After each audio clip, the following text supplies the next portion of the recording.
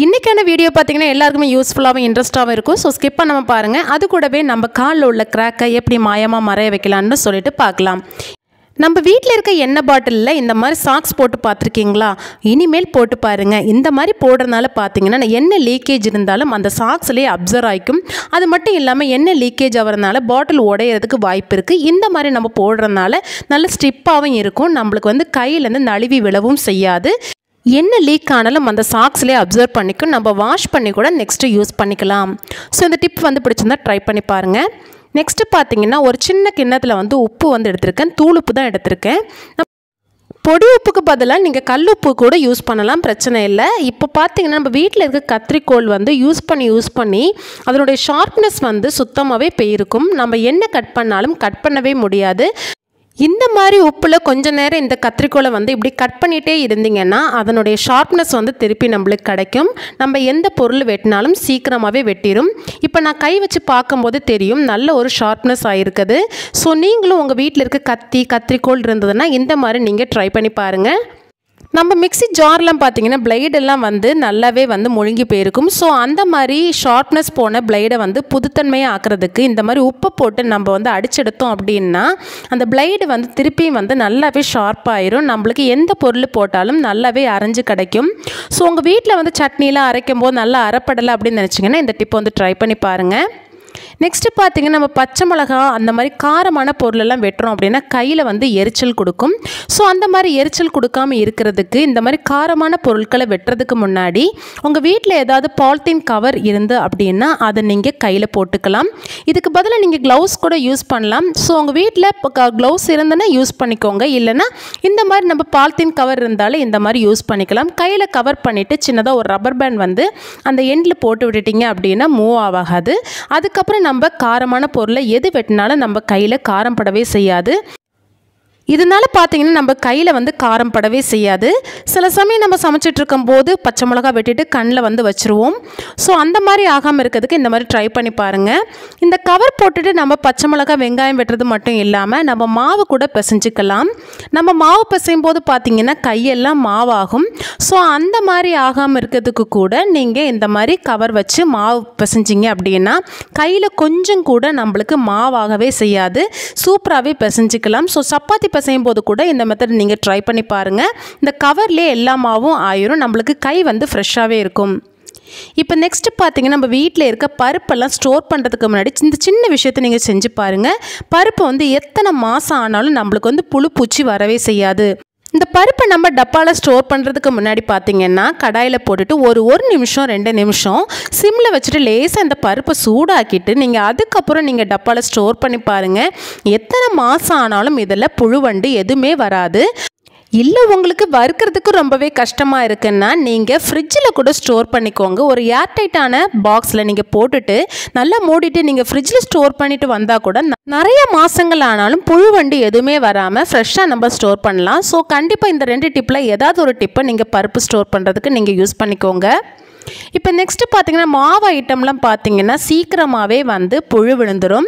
So அந்த மாதிரி இருக்காமல் இருக்கிறதுக்கு இந்த மைதா அதே மாதிரி கோதுமை இந்த மாதிரி கடலை மாவு இதெல்லாம் ஸ்டோர் பண்ணுறதுக்கு முன்னாடி இந்த சின்ன விஷயத்தை நீங்கள் செஞ்சுக்கோங்க. இதில் பார்த்தீங்கன்னா கொஞ்சமாக நம்ம தூளுப்பு வந்து சேர்த்துக்கலாம். இந்த மாதிரி நம்ம சேர்த்துட்டு இந்த மாவோடு சேர்த்து கலந்து விட்டுட்டிங்க அப்படின்னா நம்மளுக்கு எத்தனை மாதங்கள் ஆனாலும் இதில் வந்து புழு வராது. ஒரு மேக்ஸிமம் அளவு நம்மளுக்கு புழு வராமல் தடுக்கலாம். நெக்ஸ்ட்டு இதை வந்து அப்படியே கலந்துட்டு நீங்கள் ஃப்ரிட்ஜில் கூட ஸ்டோர் பண்ணிக்கலாம். அப்படி ஸ்டோர் பண்ணும்போது பார்த்தீங்கன்னா சுத்தமாக நம்மளுக்கு புழு வரதுக்கு சான்சஸே இல்லை. நிறைய நாளைக்கு வந்து மாவை வந்து ஸ்டோர் பண்ணலாம்.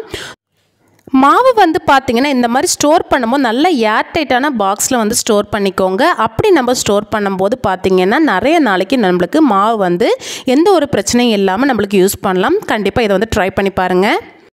இப்போ நம்ம கடைசி டிப்பாக காலில் உள்ள வெடிப்பை எப்படி வந்து போக்குறதுன்னு சொல்லிட்டு பார்க்கலாம். அதுக்கு ஒரு சின்னதாக ஒரு மெழுகுவத்திரி வந்து ஏற்றிக்கிறேன்.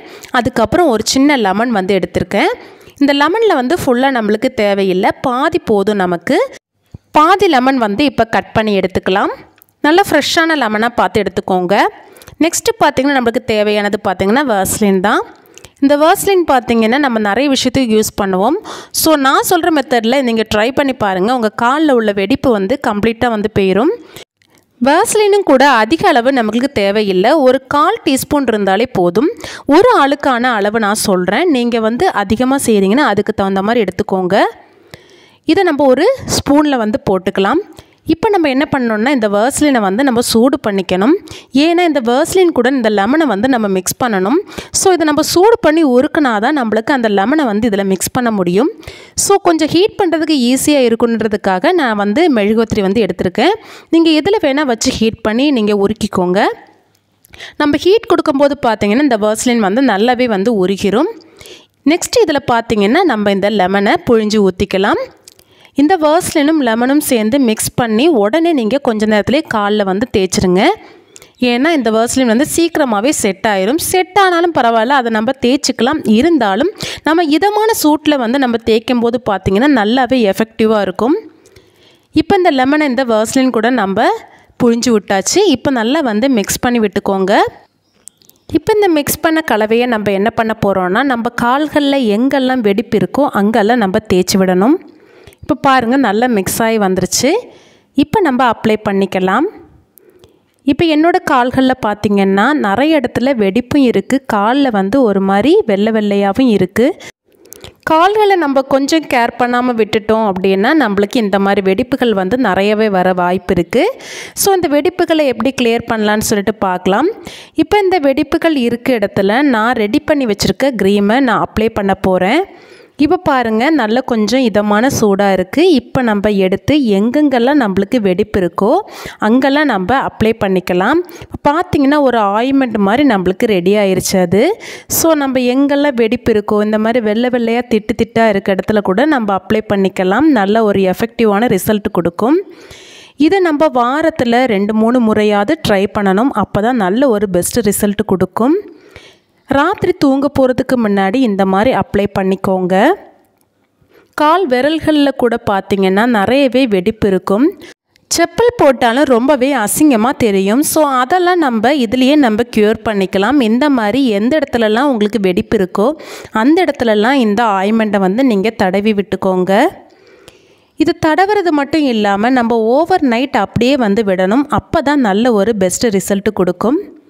இப்போ எல்லா இடத்துலையும் நம்ம அப்ளை பண்ணியாச்சு. இதுக்கு மேலே நம்ம என்ன பண்ண போகிறோம்னா சாக்ஸ் வந்து போட போகிறோம். போட்டுட்டு ஓவர் நைட் அப்படியே விட்டுருங்க. காலையில் எழுந்திரிச்சு பார்த்திங்கன்னா ஒரு டப்பில் வந்து கொஞ்சமாக இதமான சூட்டில் தண்ணி எடுத்துகிட்டு அதில் உப்பு கொஞ்சம் போட்டுக்கோங்க. அதை கலந்துட்டு காலை நல்லா வந்து ஊற வச்சுக்கோங்க. ஊற வச்சுட்டு அதுக்கப்புறம் பேபி ஷாம்பு ஏதாவது இருந்ததுன்னா போட்டு நல்லா வாஷ் பண்ணிவிட்டு வாங்க. வாரத்தில் 2-3 முறை பண்ணும்போது கண்டிப்பாக ஒரு பெஸ்ட் ரிசல்ட் கொடுக்கும். என்னுடைய ரிசல்ட்டை கண்டிப்பாக நான் கம்யூனிட்டியில் ஷேர் பண்ணுறேன். ஸோ நீங்களும் கண்டிப்பாக ட்ரை பண்ணி பாருங்கள். இந்த வீடியோ எல்லாருக்குமே யூஸ்ஃபுல்லாகவும் இன்ட்ரெஸ்ட்டாகவும் இருந்திருக்கும்னு நினைக்கிறேன். கண்டிப்பாக இந்த வீடியோ பிடிச்சிருந்தால் லைக் பண்ணுங்கள். உங்கள் ஃப்ரெண்ட்ஸ் அண்ட் ஃபேமிலிக்கு ஷேர் பண்ணுங்கள். இதே போல் யூஸ்ஃபுல்லான வீடியோவில் நெக்ஸ்ட்டு உங்களை சந்திக்கிறேன். Until that, thank you.